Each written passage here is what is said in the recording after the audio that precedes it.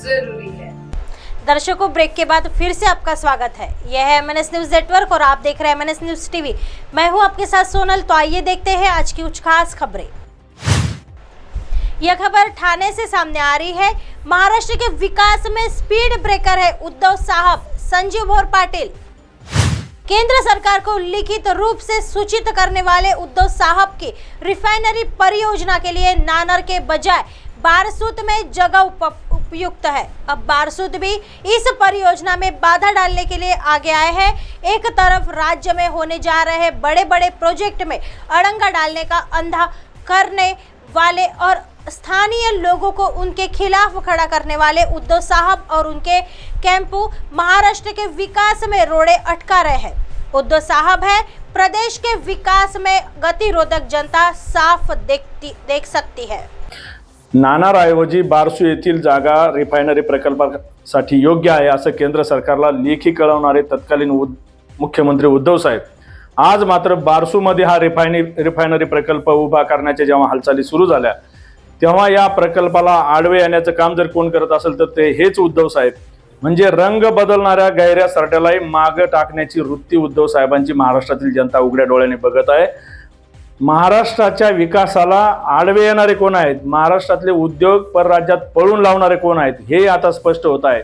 एकीकडे महाराष्ट्रातले उद्योग परराज्यात पळवले जातात असा कांगाव करायचा आणि दुसऱ्या बाजूने बारसू सारखे असे रिफायनरी प्रकल्प होऊ नयेत तिथे अडथळे आणण्याचं कामही हेच उद्धव साहेब करत आहेत।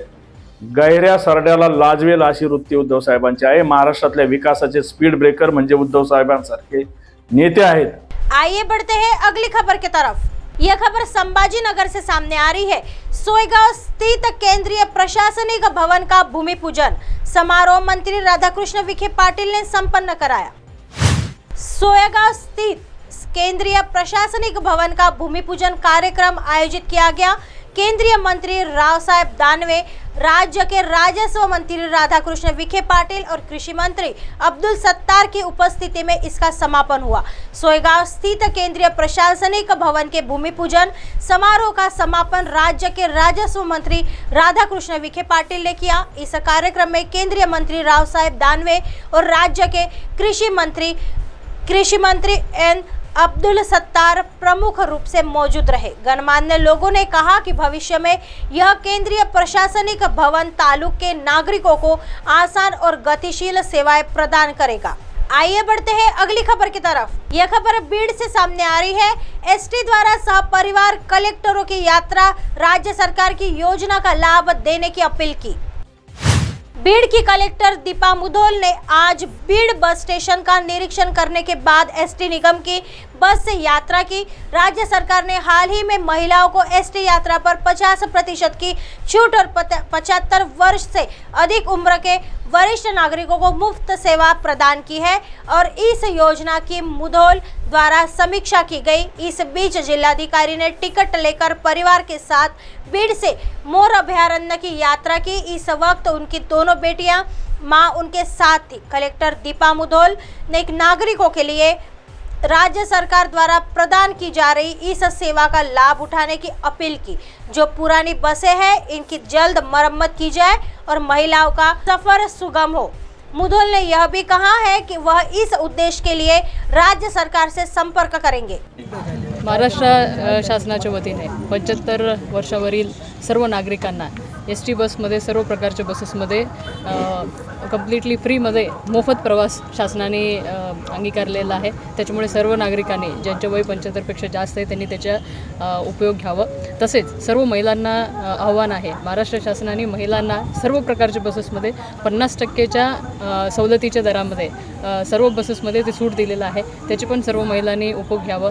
आता उन्हाळ्याच्या सुट्टी आहे, मुलांच्या सुट्टी आहे, कुठेतरी बाहेर जायचं असतो, मुलांना पण इच्छा असते की बाहेर जावं, मग हे शासनाचे जे सवलत आहे महिलांनी पुरेपूर लाभ घ्यावा या ठिकाणी तुम्ही मी आवाहन करतो।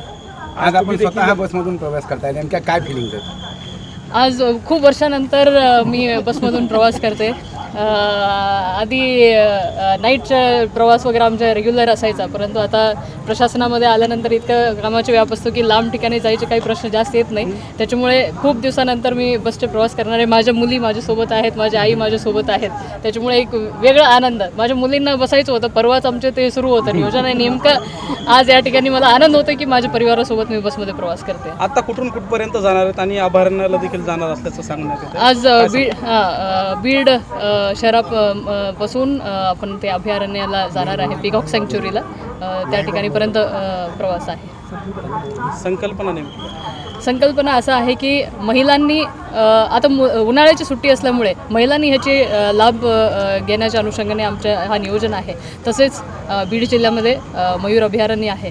आता त्याच्यासाठी पण माझी इच्छा राहील की सर्वजणांनी जावं, तिथं अभयारण्य बघावं, त्याचा आनंद आस्वाद घ्यावा. मॅडम, खरं पाहिलं तर आपल्यासाठी बस सजून आलेली आहे, नवी आलेली आहे. मात्र महिलांसाठी अनेक गावखेड्यामध्ये आजही ज्या बस आहेत त्या दुरावस्थेत आहेत.